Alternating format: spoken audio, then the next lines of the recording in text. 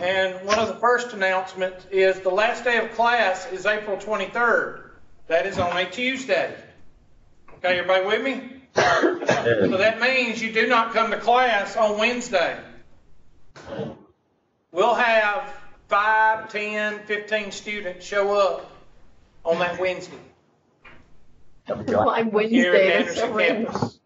They'll walk around an empty-ass parking lot, walk through empty-ass halls, go down to an empty-ass classroom, and then come up to the front desk and ask, "Don't have class today?" In the top part? Yeah, that. Okay? So make sure you write that down. If you have a Monday, Wednesday, and Friday class, your last day is Monday, April what? 22nd. You do not come to class on Wednesday. Business. Hubert. What? Oh, I'm not presenting. Yeah, no, it is, but it's small, and it normally gives me an option to put it full screen, but it's not. That's all. That's all. You got it right. Okay. Do I need to make it bigger? Because I would hate for y'all to, stand up and move to the front of the room. I would hate for that, Easily That mean just y'all the would have same. to I do can see something. it. Never mind. Ours looks That like bigger? Well, I mean, I can see it, but Well, you're sitting at the front of the room, so if you can't see, it's called critical analysis or critical thinking. If you can't see, what do? Move to the front of the damn room. All right. So, next thing. What will be happening? I'm going to make it bigger for just chill. I don't know why it's not. Can't see. It should be the same. What size is this? Okay, so I guess I have to do every line like this.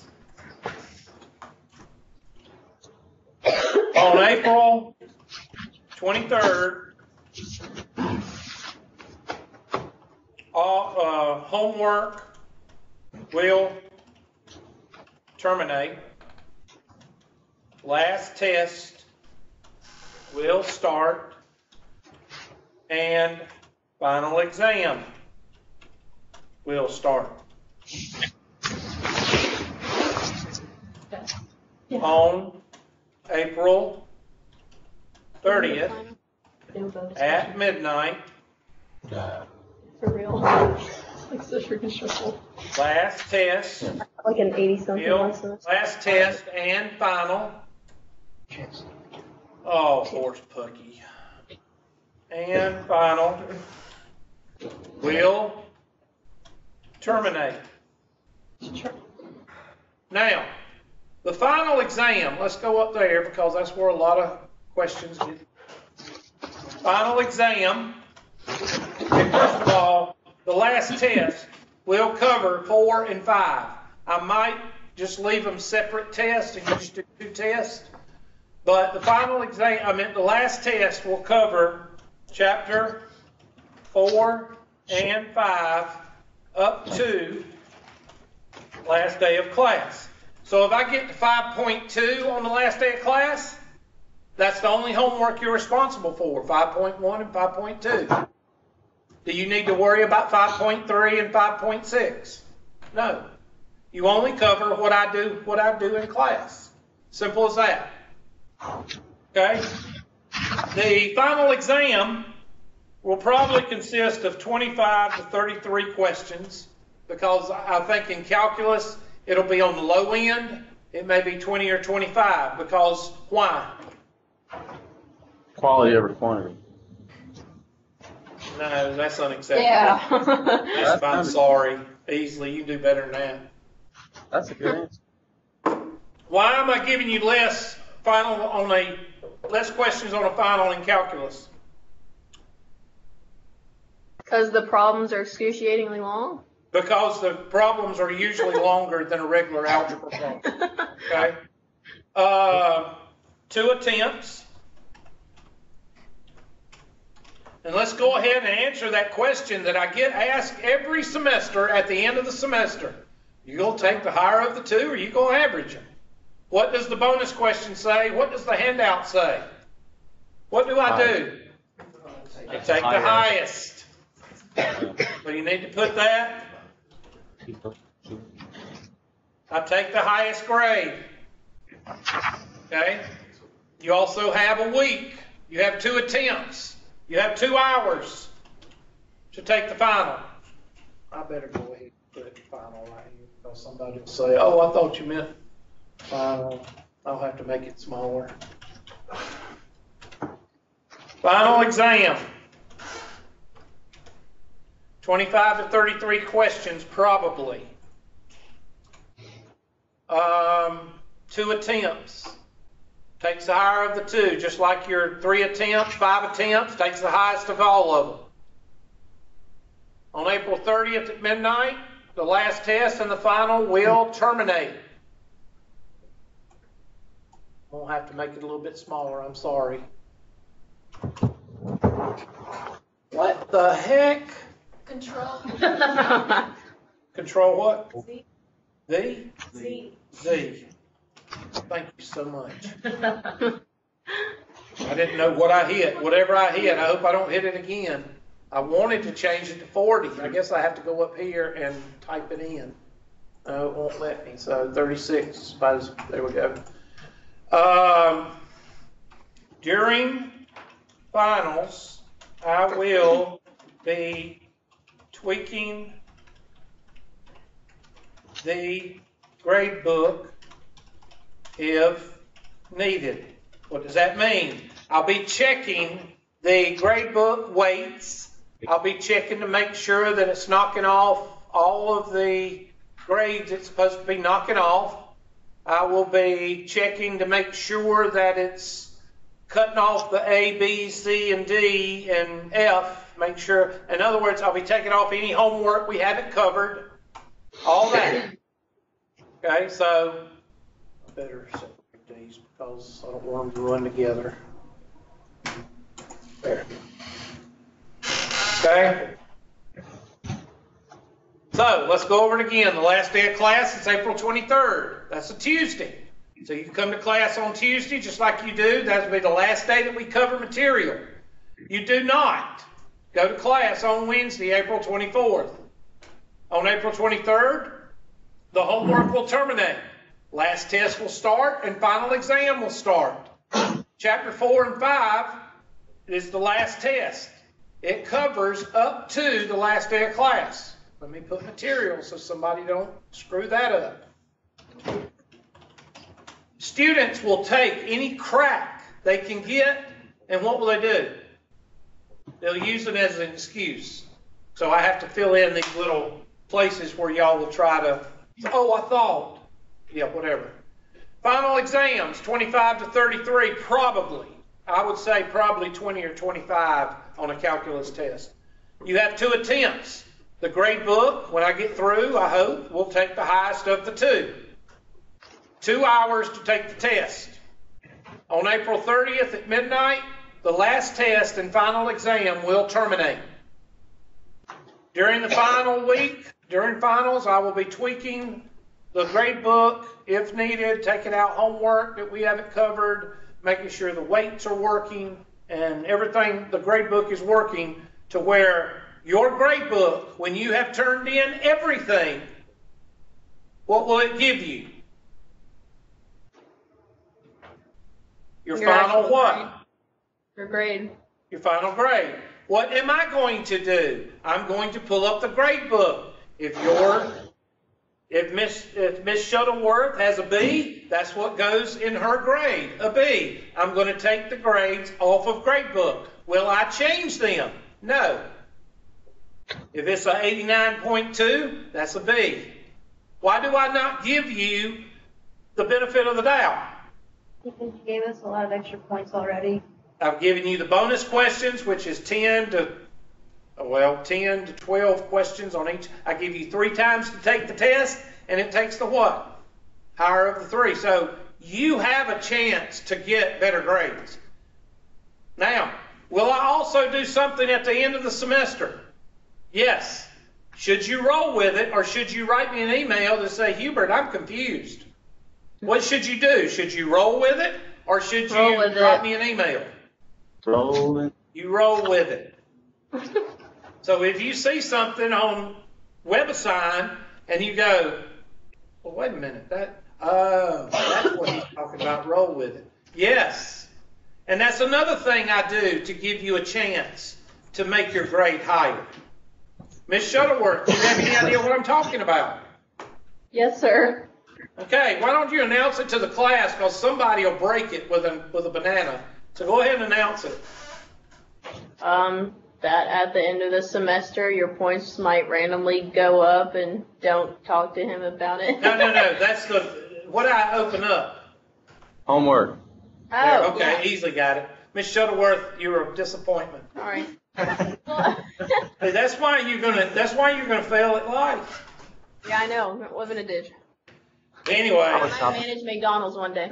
there you go. And make sure you make a career out of it, because Yeah. Bernie will take care of you. Bernie was on last night. Y'all see him on the news last night? No. They asked him about his income tax and how he has 3 homes, and he quickly diverted to President Trump. He didn't say anything about his 3 homes. Because you can't take any blame or responsibility. You're telling me politicians are A typical politician on that side, do as I say, not as what? Not as I do. Bernie. That's all I'm going to say. All right, question. Who's got questions on the last week of class? Go ahead and ask them. Are there any more questions that can be asked? Somebody will find one, because they're going to try to find a crack. So, You'll get one on April the 31st. oh no, let's see, April 23rd. Yeah, 30. May 2nd is grade turn-in. I'll get a question May the 14th, 7th or 14th. That's when I'll get a question. Oh, I thought, am I going to reply? Hail to the no. Don't come to me a week after turning in and say, oh, I thought. No. Any questions? No. Everybody's scared to ask a question. I will open up. I will not make fun of you. If anybody's got a question, ask it. So, how do you know what you've got going into the final? Take your highest 4 grades or 5 grades, whatever we have, average them up and divide by 5. That's a good rough estimate of what you got going into the final. Now, if you want to get very technical, give yourself whatever you think you deserve on homework, multiply that by 0.2, and then take your test average, multiply that by 0.8, and add those 2 numbers together, and that's what you got going into the final. Okay? Or you can just look at your what? You can just look at your grade book, and it'll give you those 2 scores. Okay? So make sure you look at your grade book. Let's take a minute and look at the grade book.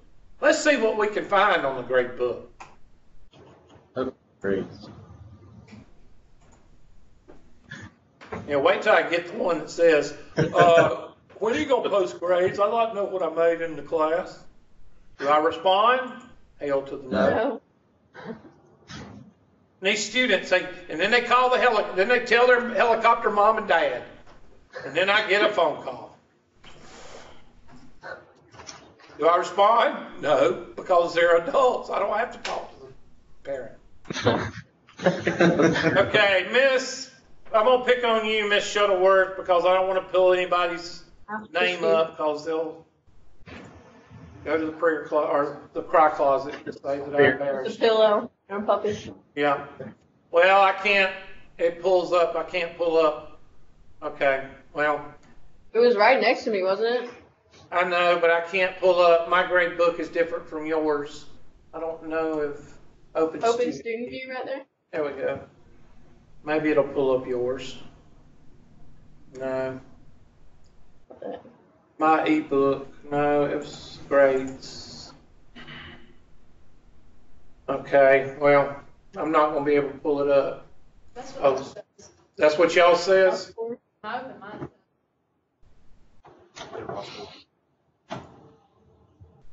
There we go. Thank you.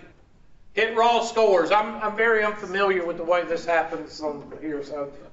Okay, there you go. So homework, Year one I've got a homework. 0. Oh, I'm And failing. unit 1, I suck. So I've got an F. And that's how you do it. Let's see if I can pull up Miss Shuttleworth. There we go. Miss Shuttleworth. Look at there. It's not showing all the grades. I wonder why. Well, for the test, it's still taking like the zeros. I'm gonna have to look at that. Evidently, the grade book. Listen, this, like I told you, WebAssign is like the Mickey Mouse. The grade book of WebAssign is like the sundial. Okay, it is even more primitive than WebAssign is. So I'm gonna have to go in and fix it, evidently. So y'all just bear with me. Just take your grades, add them up, and divide by, and hopefully I can have that fixed here soon. Let me look at it right quick. Settings.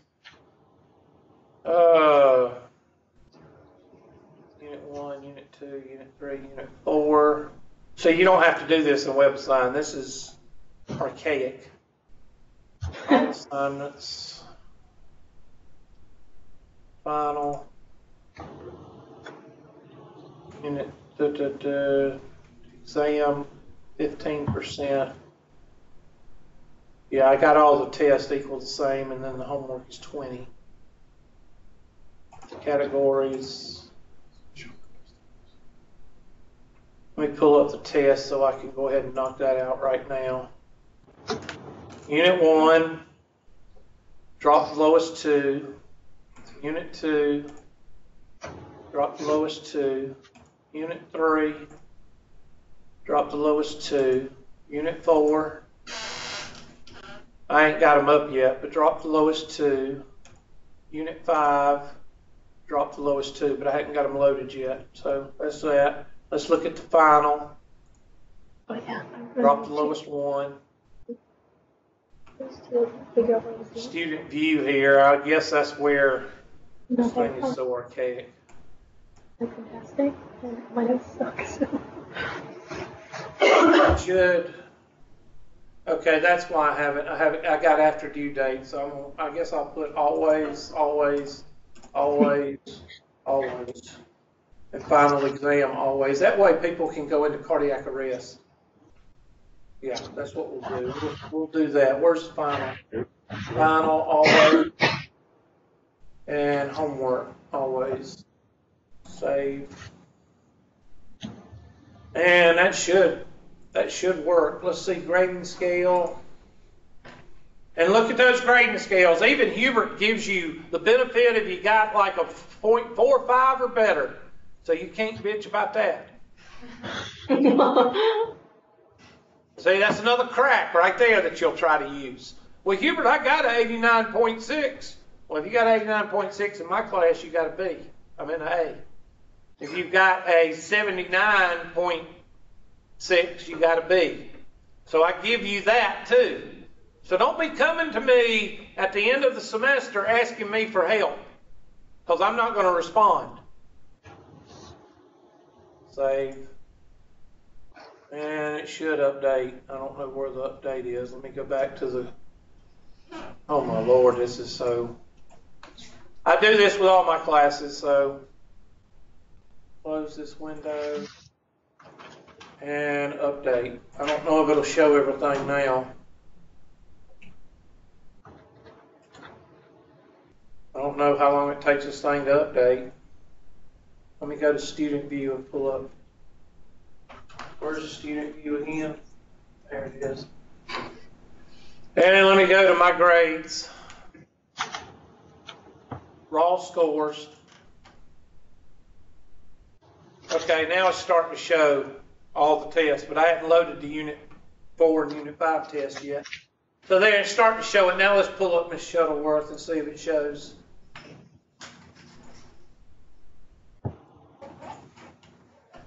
There, now it's starting to show her. So she's got an 80, well, she's got Unit 1. Why does it show, okay, max? It's still averaging the zeros. Yeah, click on Unit 1. Is it still averaging? Why is it doing that? It shouldn't. I told it to take the highest grade. Is it because it's No the raw way. scores? Yeah, it's because I hit raw scores probably. Yeah. Okay, we'll have to go to Miss Shuttleworth. We'll have to go to her. I'd have to pull it up after class and look at it. But y'all, just again, your grade will reflect the highest of the 3 tests taken. The final exam be the highest, okay? So, and I've said that. I've said that at least the first 2 or 3 weeks. I've told y'all that, okay? So don't come to me acting like you've never heard of that before, okay? All right, does anybody have any questions about the final week of class? Golly, look at that, Hubert. I think I see something you've done already. Wow. Can anybody see it? Yeah, everything's been opened up again. It's all due on the 23rd. Oh, wow. So that means if I made a bad grade or if I need to increase my grade, I can go back and do the Unit B test that I didn't do. No. Or I can take the Unit 1C test if I want to increase my grade. That's it. Triple swag. Except for the people that don't come to class, don't watch the videos, and they have no earthly idea. And then what will they tell me after I tell them you had the last week? What will they say? Oh, I didn't know. And what will I say?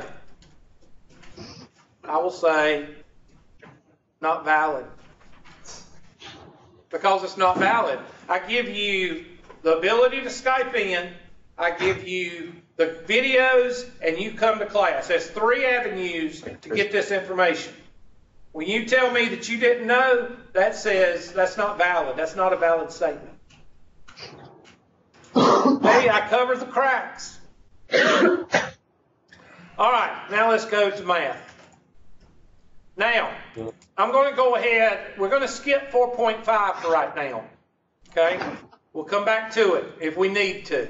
Right now, you need to focus on 4.1 through 4.4. Everybody got that? Yep. So everybody write that down. For Chapter 4, for Unit 4, you focus on 4.1 through 4.4.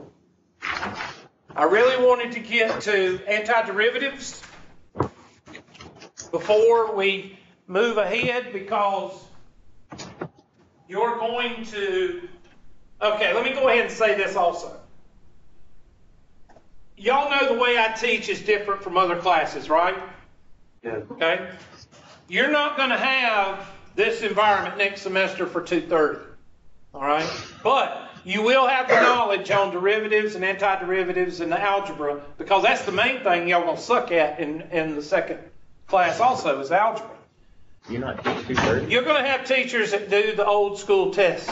Okay? Don't go in there.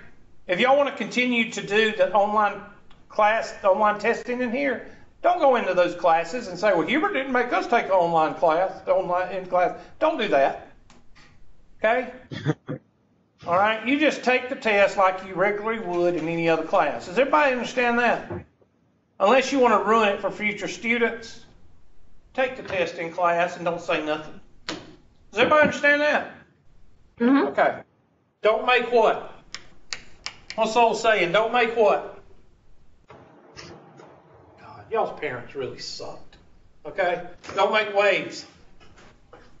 Don't make Huh? I've never heard that. Huh. Your parents lost. Hey, guess what I watched? What? Dirty hair. Dirty Harry. You know, I've never watched one of those movies.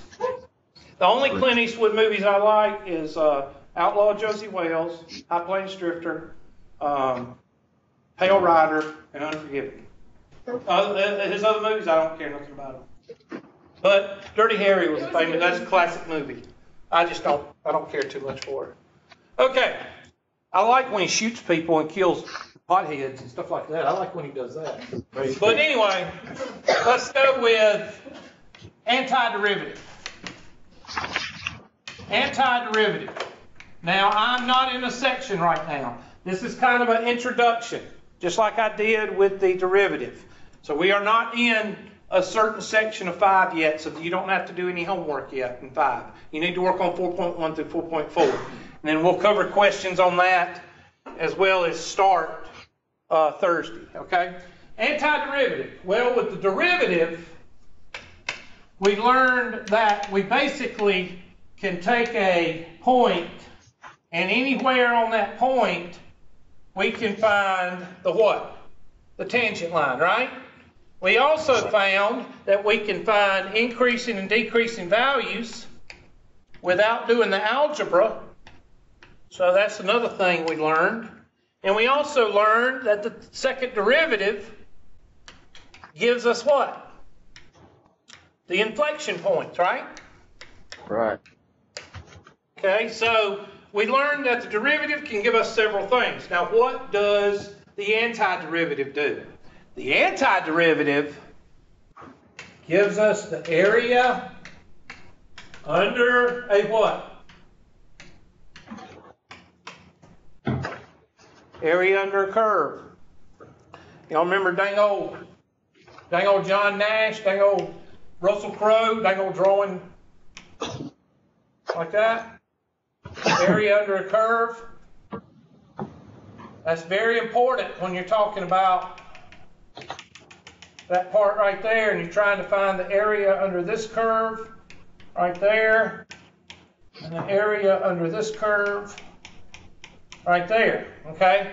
You're trying to find that area, okay? Area under a curve. Now, why does the antiderivative? Okay, let's say that you have a curve like this. Everybody with me? Let's say it starts at 0 and ends right there. How do we find the area under the curve without calculus? Well, you'd have to take a square, a rectangle, do that, and then another rectangle. Try to keep them the same what? Width.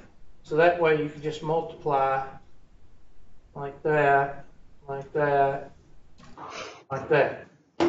All those are rectangles. And what is the area of a rectangle? Base times the height. Base times the what? Height. Height. Base times the height. Base times the height. Base times the height. Base times the height. Base times the height. Base times the height.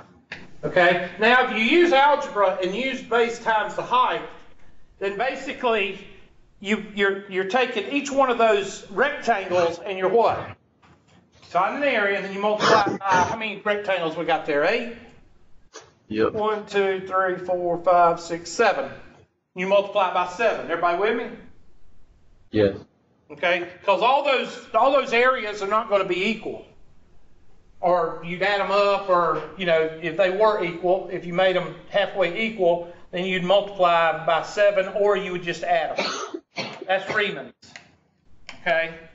Riemann's, however you pronounce it. Okay, I don't even know how to spell it. But anyway, Riemann's theorem says that if you take each one of these and you add them together, or if you multiply, if they're the same, you multiply, that's the way you get the area under that curve. Everybody with me? Right. All right. That's algebra / a little bit of calculus.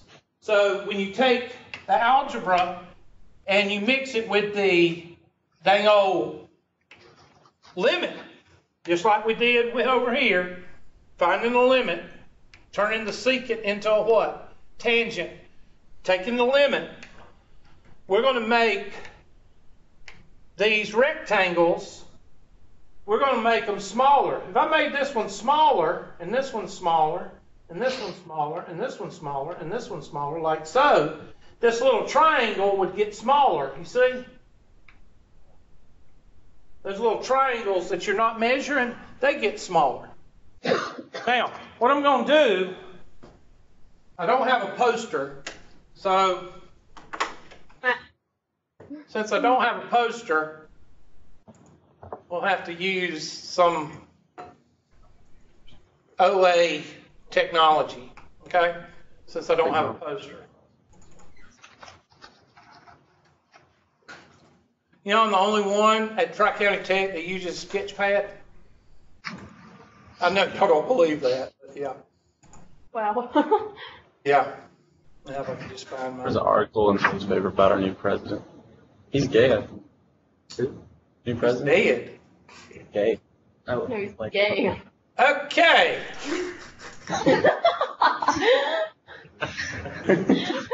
Let's go to the triple X. Go to triple X here. Since you're talking about that, let's go to triple X. I'm going to pull up some triple X stuff now, buddy.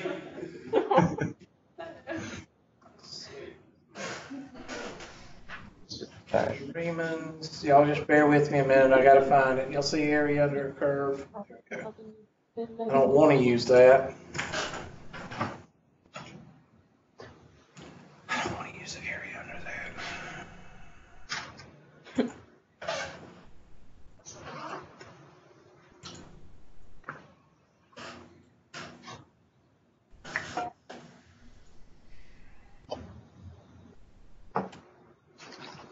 Y'all give me a second. There we go. Find integration. There we go. Now, that's basically the area under a curve. All right? Now, if you look at the brown little rectangles, you can make these 3 big rectangles, or you can break these rectangles up into smaller rectangles. Think of the width of a hair. Okay? Because remember, in calculus, you have to think outside the what? Starts with a B. Yeah, box. Okay? You don't think of rectangles the width of your finger. You think of rectangles the width of your hair. Okay? Because that's what you're finding. Because when you break this big rectangle, see those 6 rectangles or 3 rectangles? You got this rectangle right here. Oh, you know what I can do? I don't have a poster, but I can take this right here and I can turn that into that and I can draw on this. All right. See this rectangle right here? Length or base times the height. Base times the same height and base times the height. So I've got 3 times, let's say 1 times 2. Is 3/2, so the area is 1.5. Everybody with me?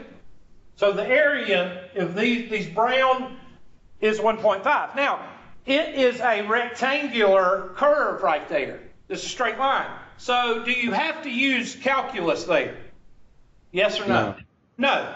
You don't have to use calculus here. You can still use trigonometry here, or algebra or geometry, because that's a what? That's half a rectangle. And you can say the base right here is 1, 2.5, 2.5 by 2, 2.5 times 2, golly, 2 times $2.50 is $5. Okay, half of $5 is what? $2.50. So the area of that is 2.5. So what's the area of this? 2.5. 2.5. So all of us in here can do those without any problem. But then you get to C to D and you just stare at it for 15 minutes. Why? Because you don't know how to do it. Now you can find the area using algebra and geometry. There's a square. And then you've got a radius of what? 2. R is equal to 2. And then you can use this. Take this area of this rectangle plus 1/2 the area of this what? Circle, and then you can add those 2, right? And then you get over here and you use what? Right angle trig, or you can use geometry, and that's going to be what? 2 times 1 is 2. Half of 2 is what? 1. So the area there is 1. So you got to add that up, you got to add that up, you got to add that up, add that up, add that up, and add that up. Okay? The whole point is, if you use calculus, you will turn all these rectangles, this rectangle right here, you're going to turn it into a bunch of hair rectangles. They're about the width of a hair. And they're going to go all the way up here. Okay? Because in the previous, when I go here,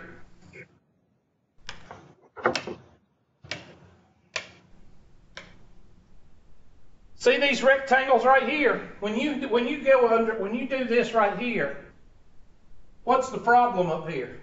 All this you're not counting. That area up above there, you're not counting it. This right here, you're not counting. So how do you use the limit theory? Well, you change that big rectangle into what? Hairline rectangles. And the hairline rectangles look like that. So that rectangle that I first drew in blue may break up into 1,000 hairline rectangles. Everybody with me? And therefore, 1,000 hairline rectangles will take care of that triangle right there. Everybody see? So that one rectangle that I initially drew in blue, this rectangle right here, can become 1,000 hairline rectangles. Any of y'all ever used CAD before and seen when you hatch something? When you hatch something, basically it just fills it up with little what? Straight lines. And those straight lines make up the whole area of that big rectangle. All right? Now, how do you do that in calculus? Well, you do it with the antiderivative. Okay? The antiderivative looks like this. The antiderivative will have a squiggly line. It's called an integral symbol or antiderivative. Antiderivative sometimes is called an integral. Some teachers use them interchangeably. Some people will have a fit if you say integral instead of antiderivative. Some teachers will, I don't care, okay? I have a life outside of school, so I don't care. All right? Usually you have a beginning and a what? An end. So if I have a curve here,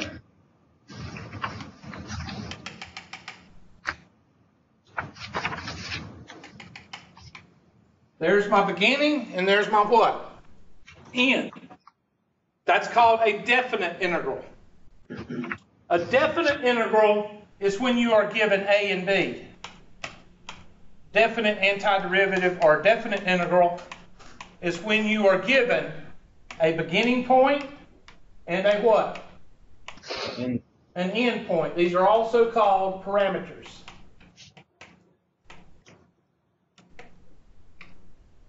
A and B, okay? Or little a. Makes a difference.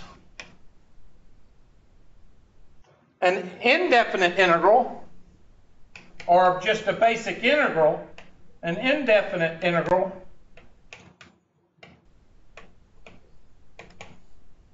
does not have parameters. Okay? So an integral, if I ask you what is the antiderivative of 2x, you're going to say x squared over 2 or something like that. Okay? Whatever. I'm going to show you how to do that in just a minute. I didn't tell you to plug in numbers. Okay? If I asked you for the antiderivative of the integral, you're just going to tell it to me. If I ask you to calculate the area under a curve, that's where you have A and B. Because in order to calculate the area under this curve, you've got to be told what? The beginning of the curve and the what?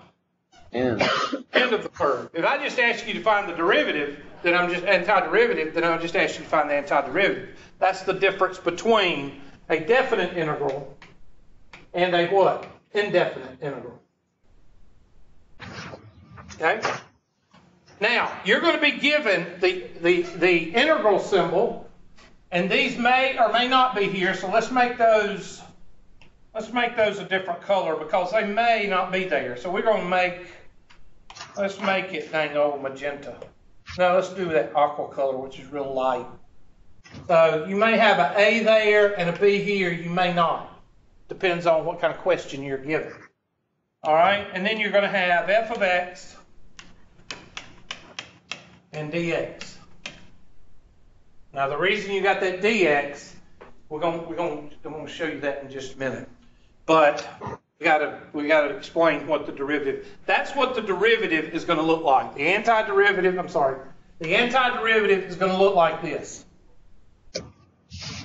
Okay. Now before I go into the antiderivative, let's go over some derivatives first, so I can remind you of what a derivative looks like. Okay. So if I say, let me hit the next. If I say f of x is equal to x squared plus 6, and I tell you f g of x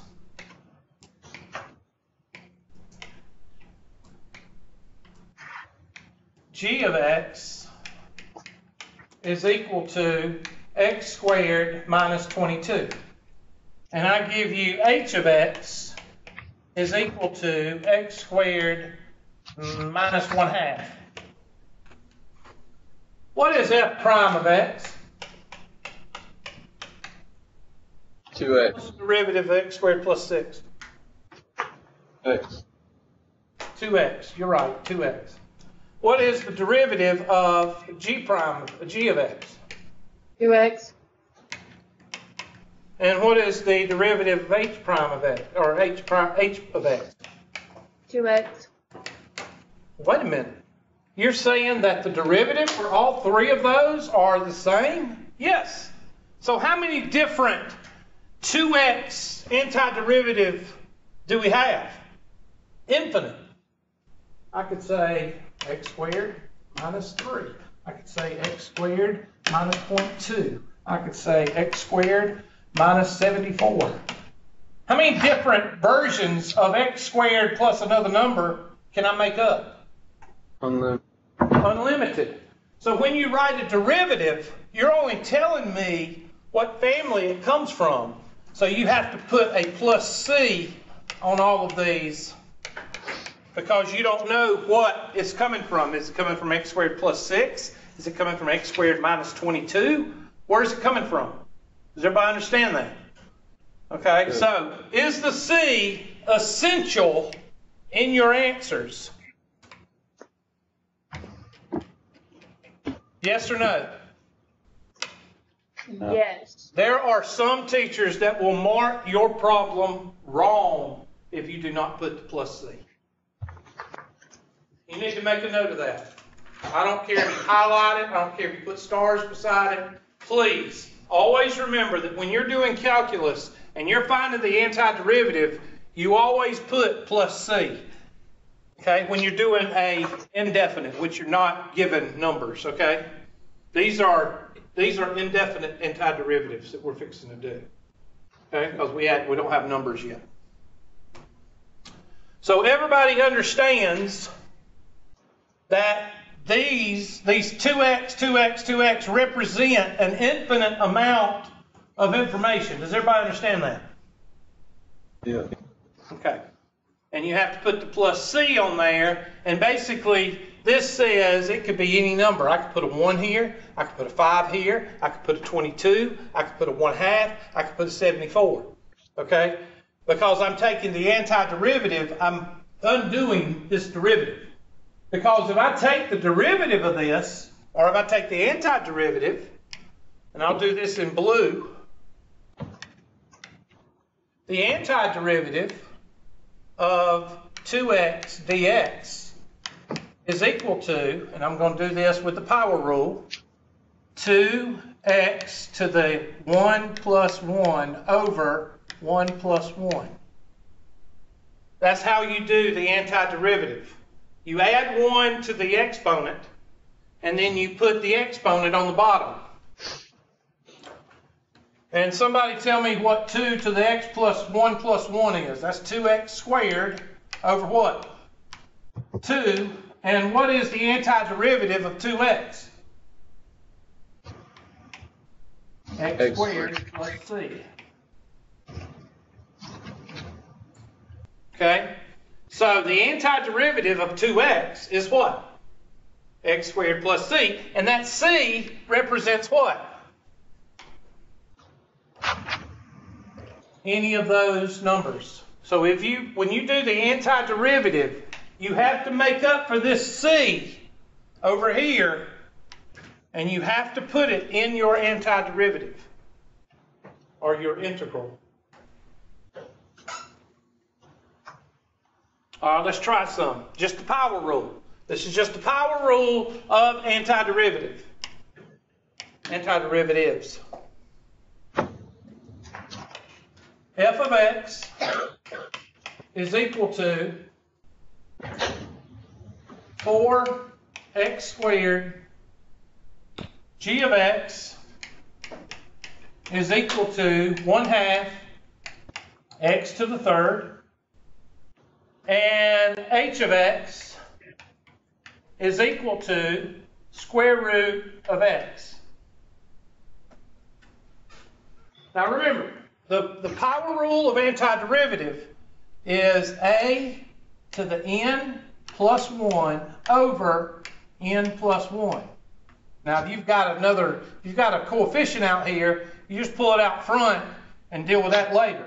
But if you've got a variable, you raise it to the plus 1 power and put that over the same thing. So the first one is going to be, I'm going to pull that 4 out. I'm just going to pull it out. I'm just going to do the derivative. X to the 2 plus 1 over what? 2 plus 1. I'm going to pull that 1/2 out to the front. X to the 3 plus 1 over 3 plus 1.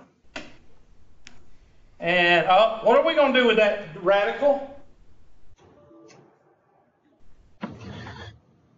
Radicals in calculus don't what?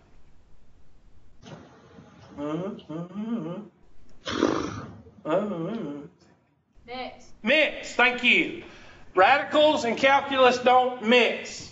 So I'm going to do what? Change it and quit. Good.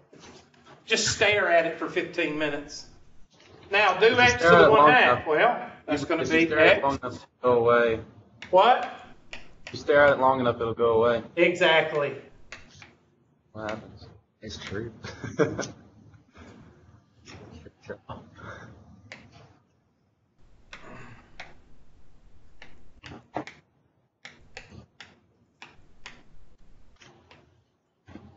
Okay, you've done your algebra. You've done your calculus now. Now you just have to go back to algebra.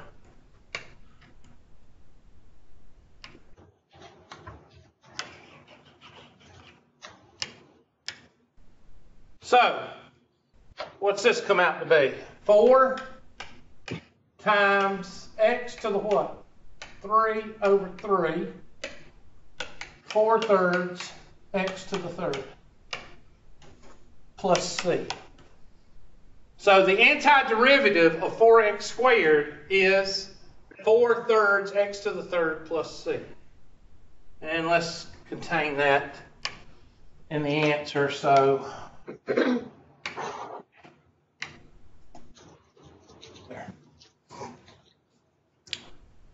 Let's clean this one up. 1/2 times x to the third over what? I'm sorry, x to the fourth over 4.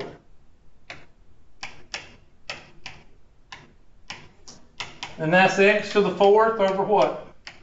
8. Over 8, or 1/8 x to the fourth plus c.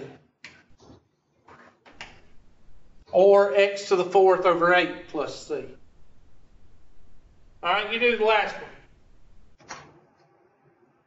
If you can't do it, that means you suck.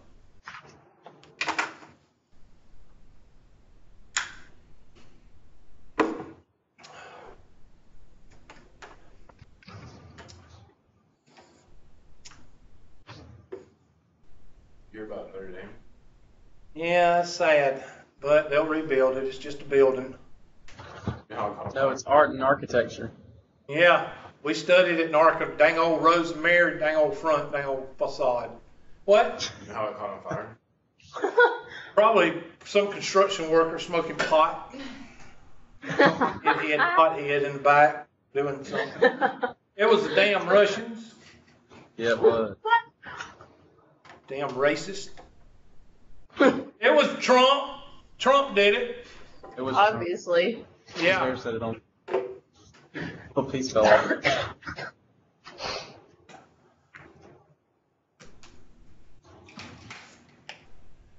You see what Trump did late? Oh, it's hilarious. He said, okay, y'all want these people to come in, open border? Fine. You sanctuary cities, you can have them. And what the sanctuary cities do? Oh, don't send them here. Don't send them here. Yeah, he said they could all go to California.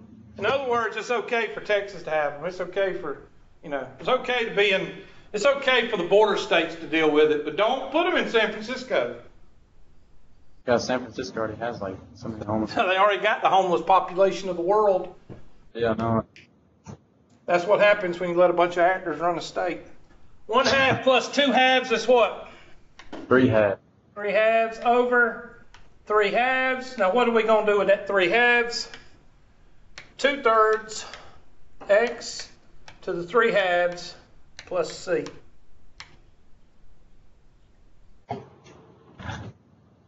And those are 3 basic antiderivatives.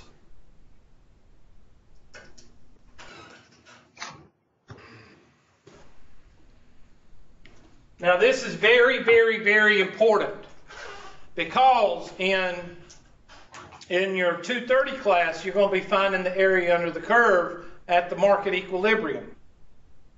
And you're going to have to find, and you're going to have to take, and that's what we're going to be doing for the next week, is we're going to be taking the area between 2 curves.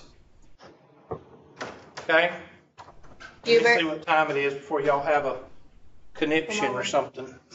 Hubert. Yes, ma'am. Did you multiply the equation on the bottom by x to the 1/2, or did you just do what was in the parentheses?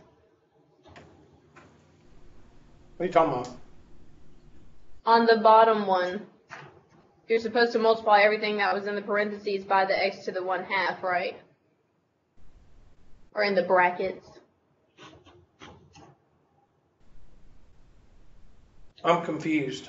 I don't know what you're asking because this right here, remember, you take this right here and you add 1 over 1/2 plus 1. And that's what I did right there. On the one on the top and the one in the middle, you still had the 4 and the 1/2 outside of the parentheses or the brackets, and you multiplied it times it. Yeah, right here to the 1. 2 times 4 is 8. Yes. So you could do this and say 2x to the 3 halves over 3. You could do that, but doesn't matter. 1/2 are coefficients. What? What'd you say? I just said, I don't know if I was answering your question, but I was just saying that like the first and the second one both had coefficients. Yes. That's why you like multiply. Yes, this one has a 1. So you could put that 1 there if you wanted to, but it doesn't make any difference. He's just like rewriting it. Yeah. Sense. All right, let's try this one. How about f of x is equal to 4? All right, let's make it 5.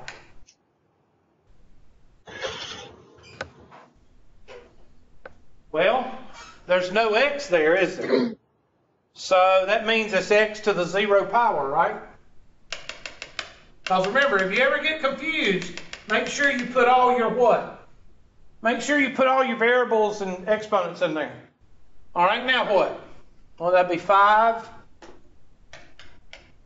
times x to the 0 plus 1 over 0 plus 1, which is 5 times x to the first over 1, which is 5x plus c.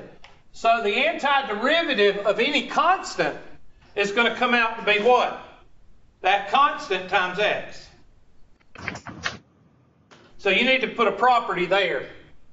Property, the antiderivative of a constant is always going to be the constant times x. The antiderivative of any constant is going to be the constant times x.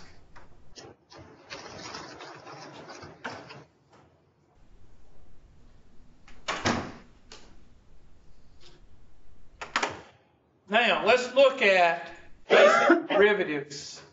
And I know what time it is. I think it's like 10:41 for some of y'all already having zipper convulsions.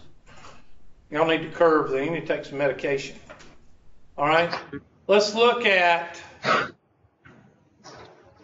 to our handy dandy Google, whatever, and type in basic derivative properties.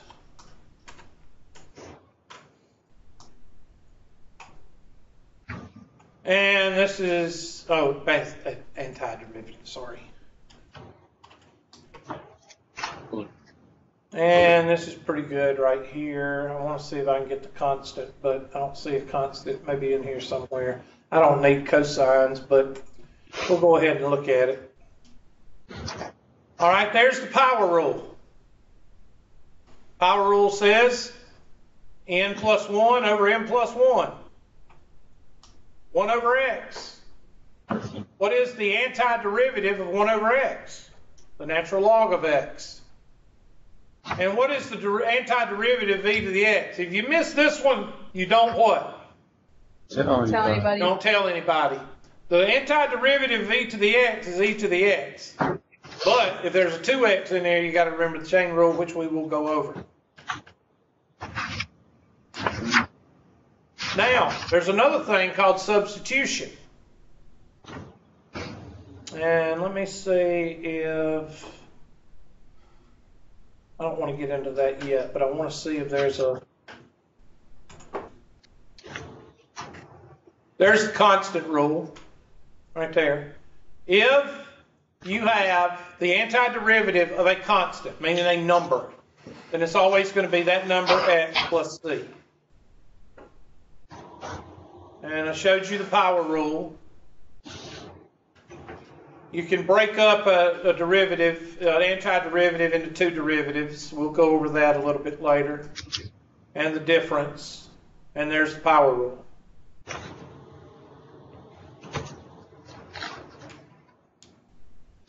So let me look up and see what we do in actual 5.1. I have no idea what we do in 5. I don't even know if I got 5 on here. I got 5 on it. No, I don't have 5. Do I have it. 5. Future. No. Oh well, we'll look at the book and see what they do in 5.1 and see if they get into antiderivatives in 5.1 or 5.2.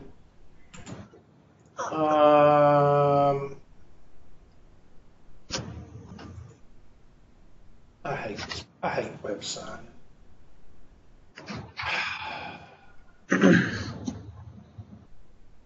Limit sum. Okay, we're in 5.2. Well,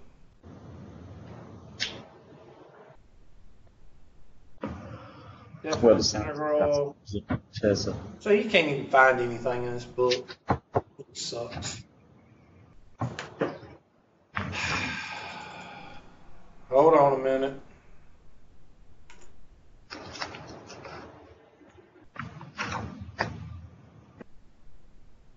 They're showing you here, they're basically showing you the rectangles that I was showing you. There's the rectangles. And whether you have the triangle on the inside or the outside is still inaccurate. The bigger the rectangle is, the more inaccurate the area is. That's what they're showing you. And of course, you can have the interior, and they're just showing you a little bit of Riemann's theorem, which I don't cover. There's Riemann's. Here's Riemann's sum. Yeah, there it is, Riemann. So yeah, Riemann. And there's Riemann's theorem right there, which I don't cover Riemann's theorem because it's more important that you understand the derivative or the antiderivative. I'm looking to see where they actually, there's the interior triangles where the triangles are on the inside of the curve. It's still not as accurate as calculus. And I've covered all this. I'm just not going to, there's what I covered on the board right there. See see how big the rectangles are if you make the rectangle smaller, the triangle, whether it's on the outside or the inside of the curve, gets smaller when the rectangle gets smaller. So the error is smaller with more rectangles. See, the triangles are getting smaller and smaller as the rectangles are getting smaller. You get those rectangles hair width. You don't have any error. You have very minute error at the top, very minute. And that's the whole point. That's the whole point of doing Riemann's, is to show you that the smaller the rectangle, the smaller and there's the area under the curve using Riemann, using the sigma. We just bypassing that and getting straight to. Now, if anybody asks you, where does the antiderivative come from? You always say Riemann. Everybody got that? Make sure you get that in your head in case some math teacher asks you that at 2:30. You say, Hubert taught us Riemann, please.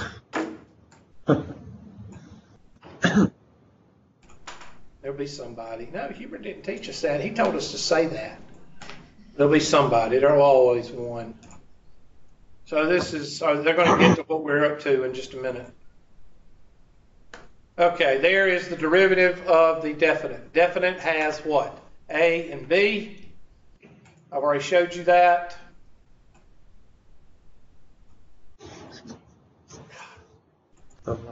It takes them 10 pages to tell you one thing. Let's go to 5.3 and see if I can. I'm trying to get to where they give you the.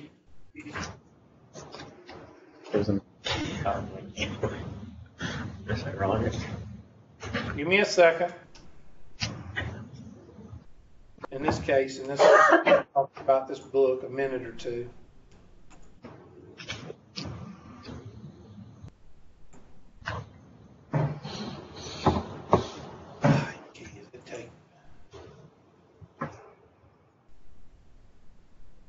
It's unbelievable how they draw everything out in this book. It's almost like y'all are stupid. I mean, it is. It just treats students like they're just dumb as post.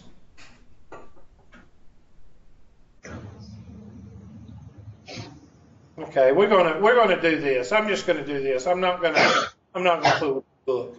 Let's go to. I'm gonna try a problem right quick, and let's do. If I could get there. I think I might as well just quit. Yep. There we go. Best thing to do. Best thing to do. When you forget adversity, you either quit or you blame somebody else, one of the two. Or you ask Cousin Bernie, Uncle Bernie, for money. I want you to find the area from 0 to 8 on f of x is equal to x squared. First of all, I want you to draw it. You know what it looks like. It's a what? Parabola. It's a parabola. And I want you to find the area from 0, and I'll do this in green or blue, from 0, and let's say 8 is right here. So you're finding this area right here. So you have parameters of 0 to what? 8. So this is called a definite integral.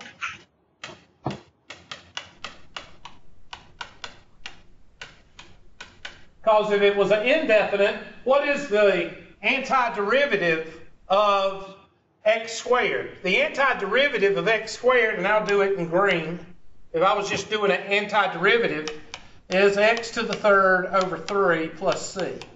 That is called a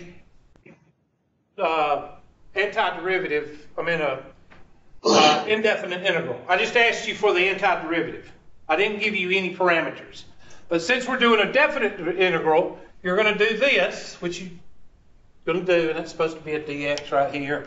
I'm sorry, you're supposed to put a dx right there because you're taking the antiderivative. But anyway, we're not going to worry about that right now. So I'm going to take the antiderivative of x squared dx, and I'm going to take it from 0 to 8. That is called a definite integral. That is what a majority of your Chapter 5 test is going to look like. Half. Half is going to be antiderivative of an indefinite integral. Half is going to be definite integrals. So what are we going to do? Well, first you have to take the antiderivative. The antiderivative of x squared is x 2 plus 1 over 2 plus 1, which is x to the third over what? Evaluated at 0 and 8. Now, let's take a look at this. We've just used several kinds of notation. We've used the antiderivative symbol. That's over here. We'll color it in yellow. That's the antiderivative symbol. We know it's a definite integral, so it has a beginning and a what? It has a beginning and an end. And we use this symbol right here, which means evaluated. Now in algebra, what does the word evaluate and determine mean? Plug and what? Plug and shove. Let me ask you a question. If it's 200 miles from here to Atlanta, and it is 30 miles from here to Oconee, how far is it from Oconee to what? Atlanta? 170 miles. What'd you do? Subtract, Hubert. Thank you, class. You subtract. When you want to find a distance, you take the highest minus the what? Lowest. So when you're evaluating between the 8 and the 0, you're going to subtract. Write that down. When you're evaluating the definite integral, you always subtract. So here, we're going to take a red marker, and I'm going to kind of put this in. This is our math problem, because the calculus is done. Now we got to rely on what? Algebra and math. Just like all of calculus, it's only 10% calculus. The rest is stuff you learned before calculus. So I'm going to rewrite, and this is what I tell students to do when they learn how to do derivative. Write everything as a fraction, as a parentheses. So parentheses cubed over 3 minus parentheses cubed over 3. And I'm going to put this in brackets and this in brackets, because that minus symbol may turn something into a negative in case there's a variable in here. Okay? And I'm going to plug in, I'm going to use different colors. I'm going to plug in this 8. I'm going to plug in that because that's Atlanta. Atlanta minus the smaller distance, which is Oconee, 200 minus 30. So this distance right here, let's use burnt orange. That's going to be right there. Now, is this always going to be 0? No. You've got to get in the habit of taking the higher minus the what? Lowest. Low. The highest into the formula minus the lowest into the formula. Now, it just so happens that the second one is going to do what? It's going to go to 0, because 0 divided by anything is what? 0. So when you do have 0, that's a good thing, because this usually cancels out or it becomes the constant, whichever kind of equation you have. So what's 8 to the third power? 64?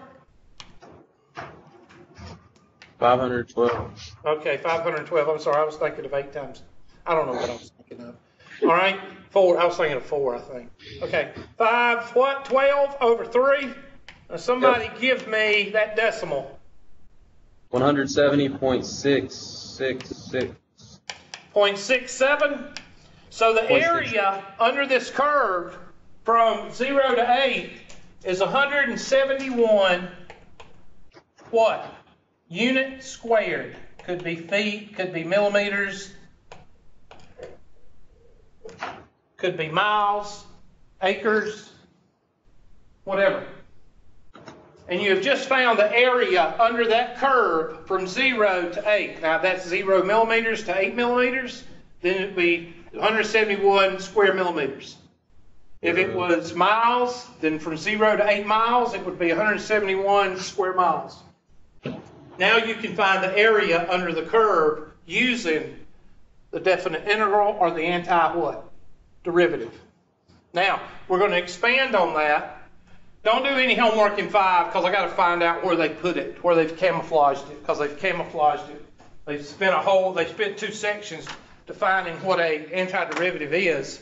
So I would assume probably 5.3 and 5.4 is where you actually start doing it. Okay, who's got questions?